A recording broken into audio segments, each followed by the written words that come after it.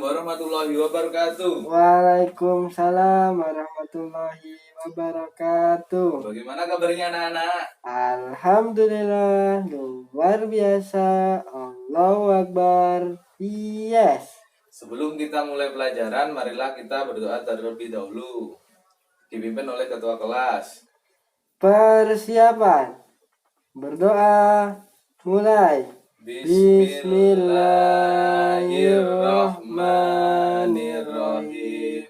Raditu billahi robba wa bil islami dina wa bi muhammadin nabiyya wa rasulah. Rabbi zidni ilma warzuqni fahma. Amin ya rabbal alamin. Hari ini yang tidak hadir siapa? Masuk semua, Pak. Oh iya. Sebelum kita mulai materi pelajaran, marilah kita bernyanyi terlebih dahulu lagu nasional. Lagu apa, Pak? Lagu nasional yang berjudul Tanah Airku. Tanah air. Iya, Pak. Ayo, Pak. 1, 2, 3. Tanah airku tidak kulupakan, kan terkenang selama hidupku. Saya Pergi jauh, tidak akan hilang dari kalbu.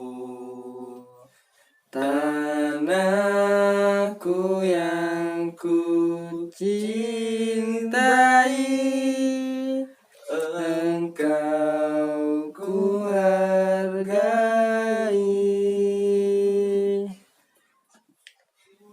Sekarang kita masuk tema 3, subtema 3. Ya, Pak. Tentang apa? Ada yang tahu? Manfaat tumbuhan dan pada kehidupan, Pak. Apa manfaat tumbuhan untuk kehidupan manusia?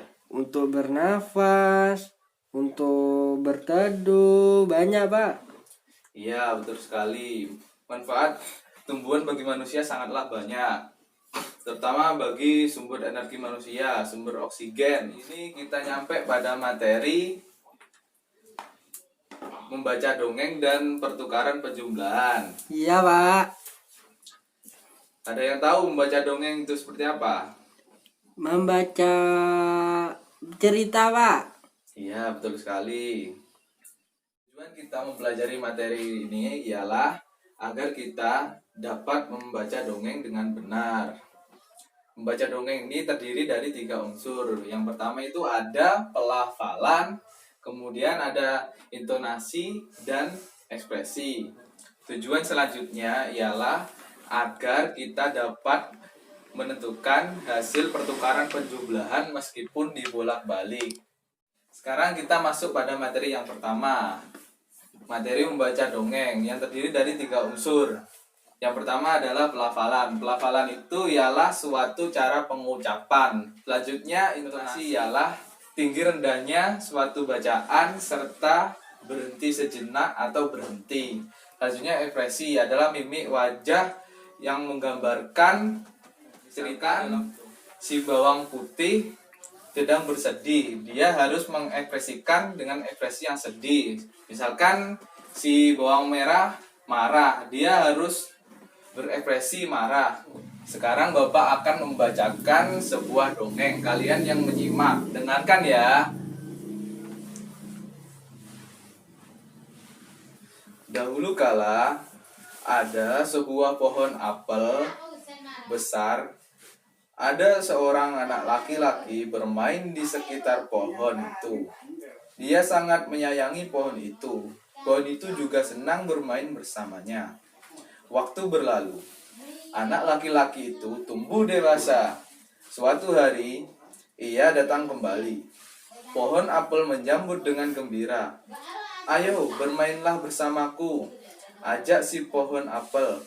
"Ah, aku tak punya waktu untuk bermain. Kami membutuhkan rumah untuk tempat tinggal. Bisakah kau membantuku? Kamu boleh memotong cabang-cabang pohonku ini. untuk membangun rumahmu. Jadi anak laki-laki itu memotong semua cabang pohon dan pergi dengan riang. Pohon apel itu senang melihat teman-temannya bahagia, tapi dia tak pernah kembali. Sejak saat itu, pohon apel kembali merasa sepi dan sedih. Akhirnya, laki-laki itu kembali lagi. Laki-laki itu dan pohon apel sekarang sudah sama-sama tua. Aku sudah tak bisa memikirkan apa-apa, kata pohon apel. Tidak apa-apa. Aku hanya membutuhkan sebuah tempat untuk beristirahat, jawab laki-laki itu. Baik.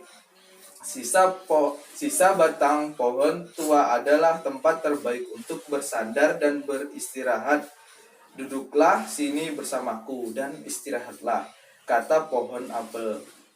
Laki-laki itu pun duduk bersandarkan pada batang pohon yang masih tersisa. Pohon apel pun menangis bahagia. Akhirnya mereka pun bersama lagi. Nah, seperti itu cara membaca dongeng yang benar.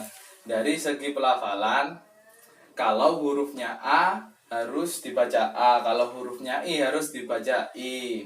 Terus dari segi intonasi, kalau ada tanda baca koma itu berhenti sejenak. Kalau tanda baca titik itu berhenti. Tiga ialah ekspresi.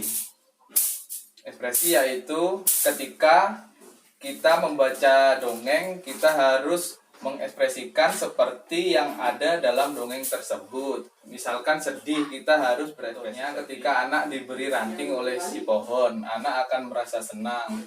Berarti ekspresinya harus senang. Begitupun si pohon, dia bisa membantu temannya, jadi ekspresinya juga harus senang. Sekarang kita masuk pada materi yang kedua, yaitu pertukaran penjumlahan. Di sini Bapak punya media. Yang pertama itu 2 gelas terus batu. Telu. Bapak contohkan ya. Misalkan yang merah Bapak isi 5 batu. 1, 2, 3, 4, 5. Dan yang hijau Bapak isi 3 batu. 1, 2, 3. Berapa hasilnya ini? 8, Pak. Ya. Sekarang Bapak ubah.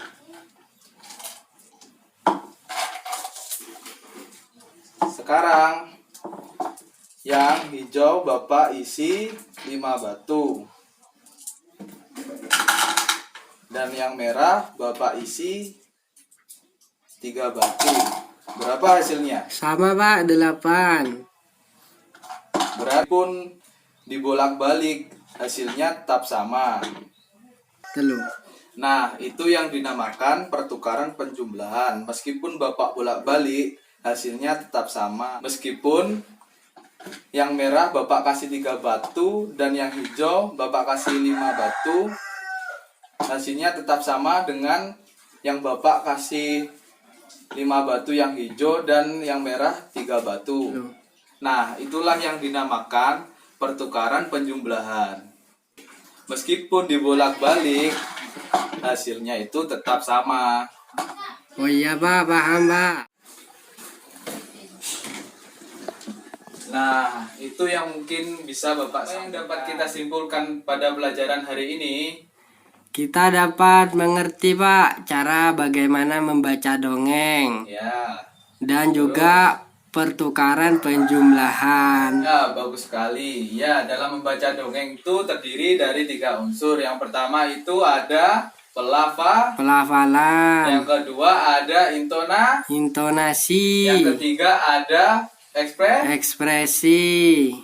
Ya, mungkin itu saja yang bisa Bapak sampaikan pada materi hari ini. Kita akhiri materi pada pelajaran hari ini. Sebelum mengakhiri pelajaran, marilah kita berdoa terlebih dahulu. Berdoa dipimpin oleh ketua kelas. Berdoa mulai. Alhamdulillahirabbil alamin. Assalamualaikum warahmatullahi wabarakatuh. Waalaikumsalam warahmatullahi wabarakatuh.